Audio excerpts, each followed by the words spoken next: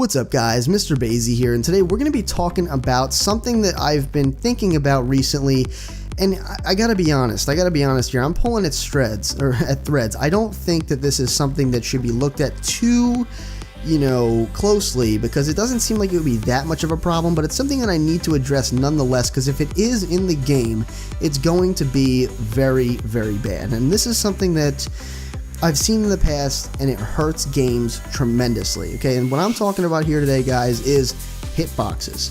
And I don't mean just the hitboxes overall, I'm talking about different armor styles, different armor types, changing your gender from male to female for a smaller character, for smaller physique, so that you're harder to hit, I suppose. Not something that has generally affected Halo too badly. As a matter of fact, it barely even affects Halo to the point where I don't even think it does. I think multiple people have tested and proven that it doesn't really work. It might just be like a mental thing that you're shooting at a smaller target you might miss. But, I don't think it really works. In a game, an example where it does work is a game like Gears of War. People would notoriously pick the smaller physique characters, which more than likely would be the females. You had multiple versions of females. They were basically all the same physique, very, very slender, small, small form factor, okay, where the males were very bulky, they had a lot of meat on them. Some of them were very large around the waist, okay. Those that in particular, Gears of War, guys, that was a game where the hitboxes actually carried with the player that they chose. So if you chose a small character, one of the more popular ones to choose, I believe, was called Anya. Basically, it was a, basically she's a female character in the Gears of War storyline. She's, moves over into the Gears of War campaign. Now, this character in particular, very slender, very small in stature, really hard to hit because, again, the hitbox is scaled to the characters. And that was a big problem. Now, I don't think Halo will have that problem, but I will speak to this, guys. In Halo 2 Anniversary and Halo 4, there's a very big difference in hitboxes, okay? Halo 4, the headshot radius is vague. This is the best way I can describe it. It's a vague hitbox. You get generally somewhere around the head. Most of the time, you're going to get the headshot. So I think it's a little easier in Halo 4 to get headshots or just to hit the person in general.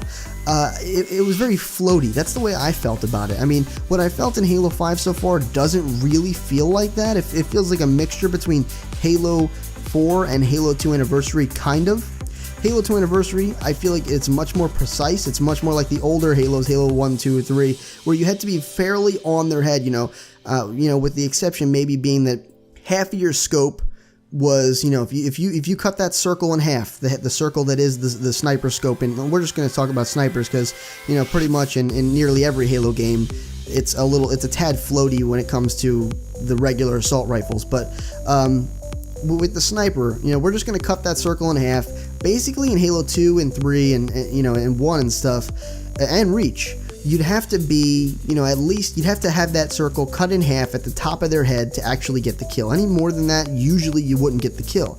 But I notice a lot of times in Halo 4, I'm aiming, a decent bit above their head. I mean, the reticle, the circle, right? The circle that would indicate where that bullet's going to go has none of their head in it. You know what I mean? It has none of their head within that circle. The outside of the circle might be touching them slightly, but that in my mind isn't really a shot. That's more of like a miss. If you're talking about real life, and I know this in no way compares to real life, this is just an example, but if you're aiming a weapon in real life and you're aiming down the sights, if you're on the outside of those sights, you're surely not going to hit the target. You need to be on point. You need to line up your rear sights with your front sights, and then you're good to go, right? So in Halo, very simplified, all you need to do is put the target inside of the circle, and I notice a lot of times in Halo 4 that wasn't really the case. You could be very general with your sniper shots, and it didn't really matter too much where you were shooting. I mean, yes, you did have to be kind of close, but it was definitely, a little bit more lenient in terms of where the hitbox actually was.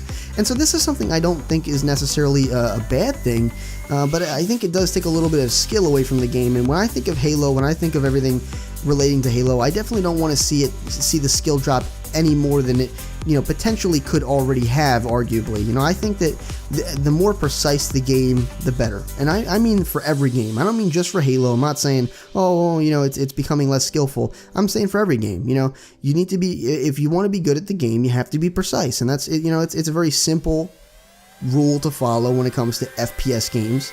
You aim at somebody, you shoot them. If you miss, you miss. And I don't think that the game should generally do any more than it already does with aim assistance, you know what I mean? Aim assistance isn't something that's on every single thing, you know? For you know, Counter-Strike, for example, there is no aim assistance. You don't have aim assistance on an enemy teammate. It's much more lax. It's like shooting nothing, basically. You have to really shoot accurately, and you know, in a console game there is aim assistance. You can turn it off, but it's very hard to play without aim assistance. So that's something that I'm talking about, guys, is that the game helps you enough.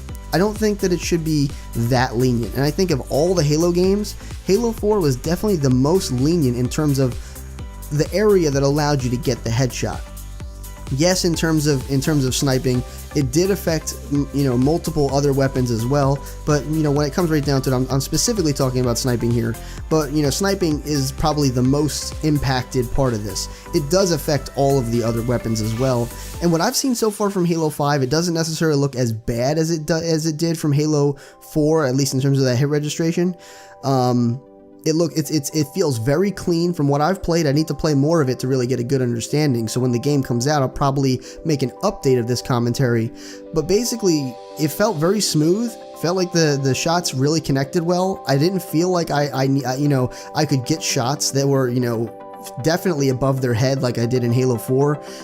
It just felt really nice, you know what I mean? It was definitely a mixture between Halo 2 and Halo 4, with it being, you know, Halo 2 being a bit more of a tighter feeling when you're sniping, more, you know, restricted, where in Halo 5 it felt more free, it just felt looser, which in my opinion I definitely like. The main thing I don't like about the newer Halos with sniping is that the sniper tends to take up a lot of your screen, and that's not something I personally agree with, but that's completely aesthetics, has nothing to do with using the weapon or how it feels. So let me know whether you agree with me down below, if you think I'm basically crazy, you really don't know what I'm talking about, or maybe, you know, what I really want to hear from, I do want to hear from the people that are new to Halo, but I want to hear from the veterans here. Have you played Halo, I would say 2, 3, Reach, and then into 4?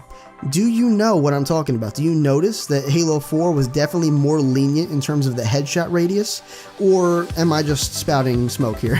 Because I definitely want to know. I think I notice it, but it could just be me, guys. So let me know in the comments down below. Rate the video what you think it deserved, and if you'd like to become a Sage in training, make sure you subscribe today. This has been MrBayeasy, your favorite Sage, and as always, I'll see you in the next video.